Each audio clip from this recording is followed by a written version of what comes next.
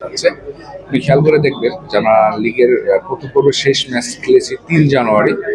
আর 61 দিন পরে আমরা লিগের দ্বিতীয় পর্বের প্রথম ম্যাচ খেলতে যাচ্ছি। সেকেন্ড ম্যাচ খেলবো তার 6 দিন পর। এবং আরো মজার বিষয় না, ঠিক পরিতাপের বিষয় হলো দ্বিতীয় ম্যাচ খেলতে আমাদেরকে অপেক্ষা করতে হবে আবার 24 দিন।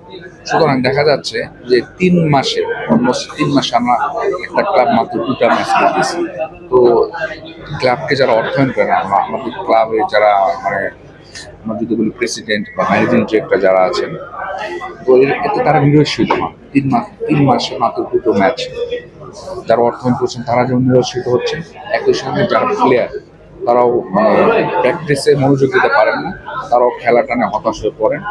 এত বড় লম্বা ব্রেকের পরে আসলে খেলার মনোযোগ ধরে রাখাটা ডিফিকাল্ট। টিম স্টাফের কথা যদি বলেন, তারা ঠিক কোনো পরিকল্পনা সাজাতে পারেন না।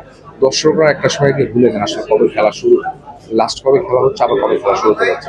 সবার পরে এটা কোনো ভালো প্র্যাকটিস না, এখান থেকে আমাদের বের হয়ে আসা উচিত এবং কীভাবে অ্যাডজাস্টমেন্ট করা যায় সেটা আমাদের সবারই কাজ করতে, শুধু বাফুফে নয়, আমাদের ক্লাবগুলোর বিষয়গুলো সহযোগিতা করা উচিত। লিগে দেখেছে আসলে ফর্টিস অনেক ভালো করছিল, শিরোপা করছে, এখনো শিরোপা রেসও আছে। এই যে একটা গ্যাপ, এখানে ফর্টিসের কি ধারাবাহিকতার একটু অভাব হয়ে যাবে বা একটু মোমেন্টামটা ব্রেক হবে না? অবশ্যই একটা যেহেতু লম্বা ব্রেক, একটা মোমেন্টাম ব্রেক হওয়ার একটা সুযোগ থাকে।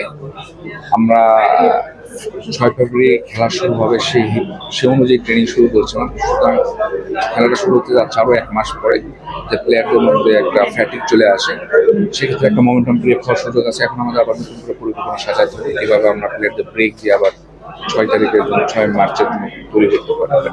ডিফিকাল্ট, যে কোনো ক্লাবের জন্য একটা ডিফিকাল্ট।